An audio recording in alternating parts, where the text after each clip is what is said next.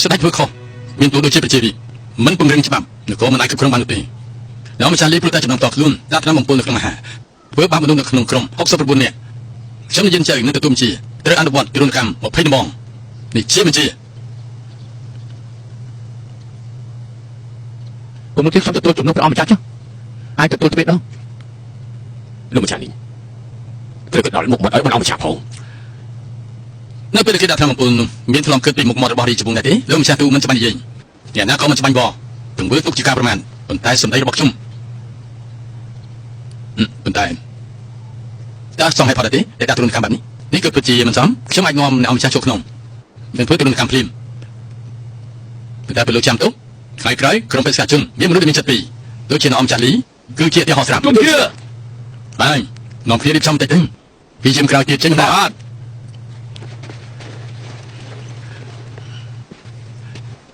សំយៀង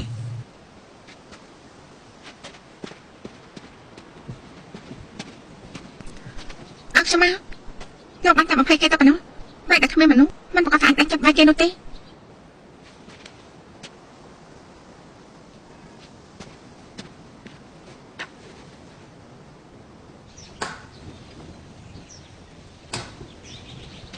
ហើយមានតែបងជួយអីទេដែលអាចធ្វើបានមែនហើយសម្លេងនេះគ្រាន់តែលឺក៏ឈឺដែរក៏តែលើកដៃទៅរួចណោះ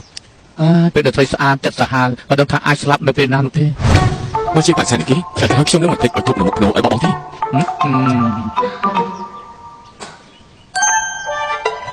ជារបួសជាមួយពួកឯង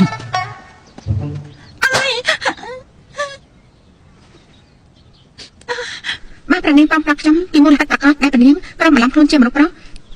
ធ្វើជាបេសកជនតែនគរអានដាក់ដល់នៅសល់ខ្ញុំអាចចាប់ទុកសិនបានមិនតាន់ហើយទេព្រះនាងទៅដល់នៅក្នុងរាជវាំងជ្រៅម្នាក់ឯងព្រោះតែសេរីភាពអ្វីតែបង្កើតពីគ្រប់យ៉ាងបានទេពួកមនុស្សប្រុសមិនយល់តែខ្ញុំយល់និយាយទៅមានអង្គរៈនៅក្នុងវាំងម្នាក់គេឈ្មោះថាចឹងឆេងអ៊ីងហេតុនេះព្រះនាងព្រោះតែចង់រៀបការជាមួយគេទើបចាប់ចាប់អារម្មណ៍ខ្លួនជាមនុស្សប្រុសអញ្ចឹងព្រះនាងមិនធ្លាប់គិតថាមកចាប់ឲ្យព្រះនាងពិតជារត់ចេញតែមែនអាចប្រខំនៅក្នុងរាជវាំងដែរទេរហូតដល់ចាស់ស្លាប់មួយជីវិតនេះក៏មិនអាចជួបនឹងបងចឹងរបស់ព្រះនាងបានទៀតនោះដែរអត់ទេខ្ញុំគ្រាន់តែចង់ចិនតែសួរអ្នកបានច្បាស់តែប៉ុណ្ណោះទេព្រះនាងសួរឲ្យគេនឹងសារភាពថាខ្លួនឯងចង់បញ្ជូនព្រះនាងទៅស្លាប់មែនទេអត់ទេគេមានតែអាចយល់ថាព្រះនាងជាបញ្ហាដែលត្រូវការដោះស្រាយប៉ុណ្ណោះព្រះនាងពិតជាយល់ថាខ្លួនឯងជាព្រះបត្រាទៅមើលអង្គរបស់កូនមែនទេខុសហើយដំណឹងដែលអង្គចាស់លីធ្វើជាបេសកជនបានប្រកាសប្រាប់មនុស្សក្នុងលោកទៅហើយគេគឺអារម្មណ៍មនុស្សម្នាក់តែរបាំមុខស្បែកមនុស្សខ្លាំងម្លំជាព្រះនាងចូលទៅនគរអាននេះមិនអាចទេ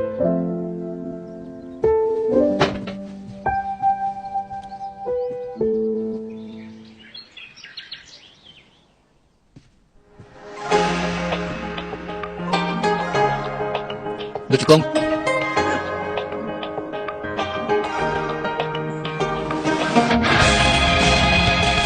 នេះមិនអាចទេតែដូចជាព្រះនាងទៅទៀតមែនទេខ្ញុំក៏អាឡំខ្លួនជាអង្គចាស់នេះបានតែខ្ញុំមិនព្រមទេទី1ខ្ញុំមិនជាជនជាតិអ៊ូនោះទេទី2ខ្ញុំតែឃើញថាតាមប៉ាព្រះនាងគឺខ្លាំងធំហើយឆ្លាតជាងក្នុងការគិតរបស់ខ្ញុំទៀតព្រះនាងអាចស្ែកចំបណ្ដាហើយអាចដាក់ខាងសំណុំរបស់មនុស្សនៅក្នុងក្រុមទាំងអស់បណ្ដាបានគ្រាន់តែបញ្ញាឃ្លាវិញមួយនេះគ្រប់គ្រាន់ឲ្យខ្ញុំនឹងបង្កើនព្រះនាងបាត់ហើយបើព្រះនាងអាចរៀនសូត្របានល្អមិនប្រកាសថាមិនអាចខ្លាចទៅជាមនុស្សស្រីដែលខ្លាំងជាងបង្កើតរបស់ព្រះនាងទៀតនោះទេតែមែនទេខ្ញុំក៏ហត់ព្រះនាងស្អីទៅថ្ងៃក្រោយខ្ញុំពិតជាអាចប្រកែកដូចជាបងយូអ៊ីនិងអ្នកបងរបស់ខ្ញុំបានមែនទេត្រូវហើយដល់ទៅនោះនេះមិនត្រឹមតែរៀបការជាមួយនឹងចឹងជីអ៊ីដោយអធិកធម៌អត់ទេហើយអាចចាំមនុស្សដែលធ្លាប់មកស្រាវព្រះនាងធ្វើបាបព្រះនាងអ្នកត្រង់ជើងបានថែមទៀតផង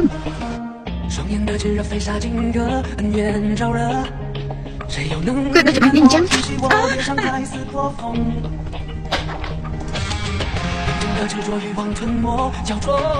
នេះមកធ្វើដូចខ្ញុំអញ្ចឹងគិតដល់កំហែងទាំងអស់របស់ព្រះនាងភាពអំនួតទាំងអស់ហើយទៅបំមាក់នេះដែលមិនស្ទាក់ស្ទើរទេម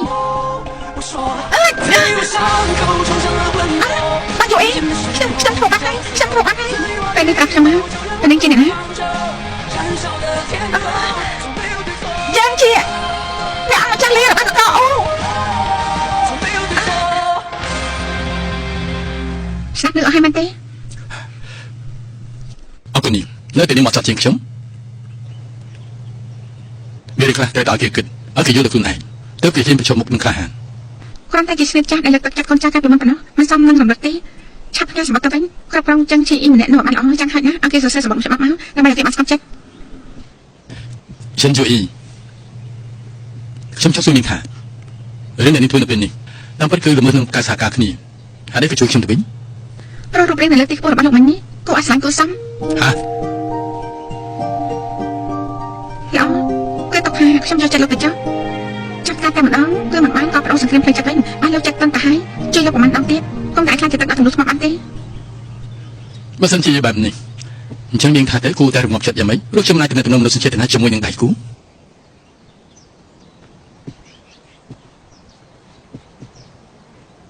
លោកតាំងធ្វើសម្បត្តិស្វ័យពេកហើយទៅដឹងខ្ញុំគ្រាន់តែចាប់មកកើតខ្លួនជាមួយលោកប៉ុណ្ណោះអ្នកណាចង់មានតំណែងក្នុងសញ្ចេតនាជាមួយលោក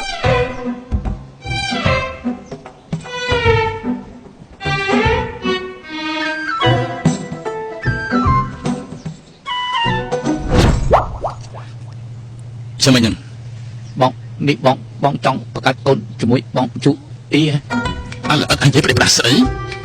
ខ្ញុំខ្ញុំអាយុ18ឆ្នាំហើយបងទៅខ្ញុំជិត បីជាអញ80ឆ្នាំក៏អញនៅជាកូនក្មេងក្នុងផ្ទៃរបស់ខ្ញុំដែរមិនខ្ញុំទៅ5ឆ្នាំដែរទេ ហើយនេះបងជូអ៊ី ឈប់សួរទៀតទៅបានទេចាំទៅទៅរៀបចំសេះលេឡើងទៅ